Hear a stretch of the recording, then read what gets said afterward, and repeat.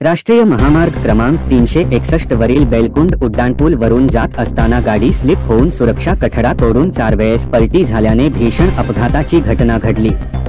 या अपघातात माजी आमदार टी देशमुख यांचे निधन झाले आहे।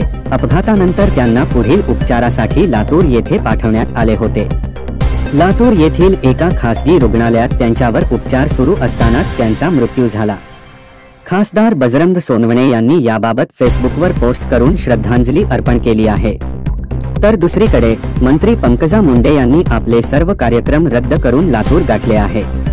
नेमकी कशी घडली घटना, वाचा संपूर्ण थरार। बीड जिल्ह्यातील माजलगावचे माजी आमदार टी देशमुख यांच्या गाडीला लातूर तुळजापूर रस्त्यावरील बेलकुंड येथे अपघात झाला आहे।